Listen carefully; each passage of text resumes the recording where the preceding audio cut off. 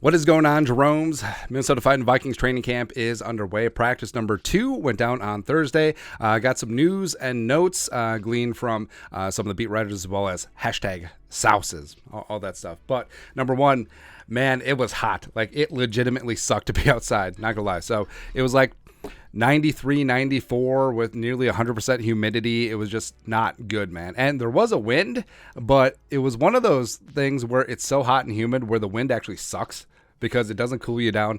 Cool breeze like Savannah. It actually just blows more hot air at you. But frankly, I understand practicing outside, dog days of summer, that'll thing get after it. But I mean, this is also the franchise that had the Corey Stringer tragic incident. So hopefully, I'm sure modern medicine has come a long way. Teams are a lot more aware of this, and the Vikings training staff under Kevin O'Connell and Kwesi Adofo-Mensah is absolute aces. But at a certain point, like it continues like this, maybe they should move a practice inside.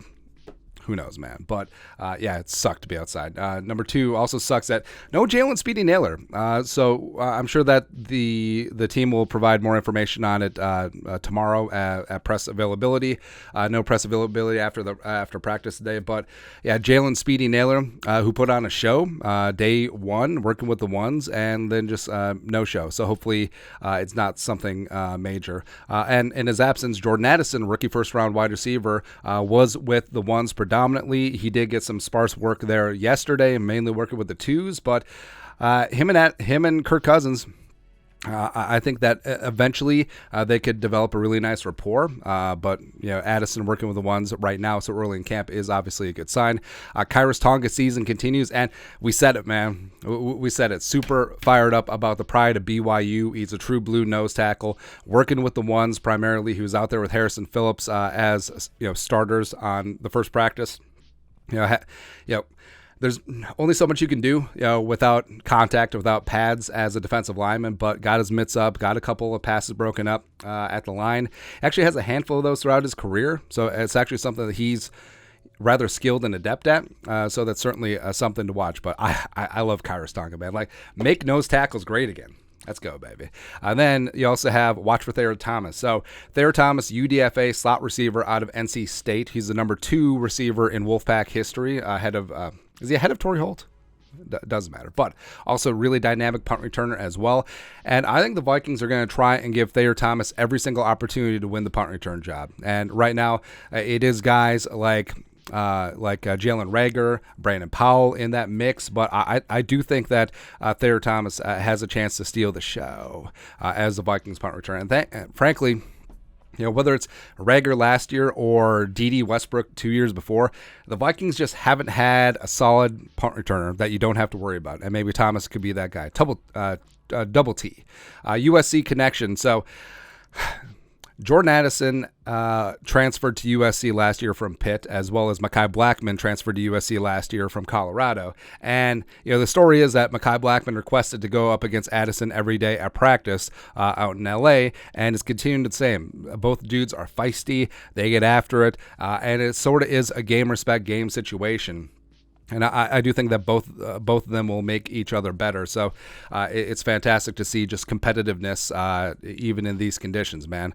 Also, Harrison Smith had a pick 6 off against Nick Mullins, where, Harrison Smith tied his career high with 5 interceptions last year, played more coverage than in previous seasons under Zimmer. So he certainly still has that aspect of his game, but we want Hitman back. We want Blitzen and Spritzen and all the Nitzen, Harrison Smith this year. We want it, man. Bobby Evans, who the Vikings re-signed just recently.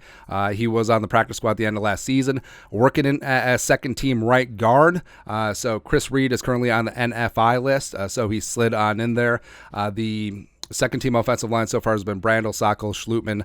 Then you got Bobby Evans working in there as well as Oli Udo. Now, Bobby Evans does have guard and tackle experience in the league, primarily played tackle, right and left tackle at Oklahoma in college. So having a versatile, rather young player as well of his caliber does make sense, and that is a nice get for the Vikings offensive line. Then Jaron Hall, a 5th-round pick coming out of BYU. He's got a live arm, man. Now, didn't really get the time of day during OTAs and mandatory minicamp. A lot of the reps went to Cousins and Nick Mullins, but since the Vikings only have 3 quarterbacks on the 90-man with in training camp, Jaren Hall is going to get a lot of work, and it's good to see. Made some nice throws. He's got a fantastic deep ball. He's got good leadership and moxie as well. Made a couple of deep over as well as boundary throws. So I think the Vikings may have something. I really do. Where the more I scratch this kid's lottery ticket, I loved him at BYU. Frankly, some of his tape at BYU was a little bit better than his predecessor for the Cougars, Zach Wilson, even though Wilson went number 2 overall. But I don't know.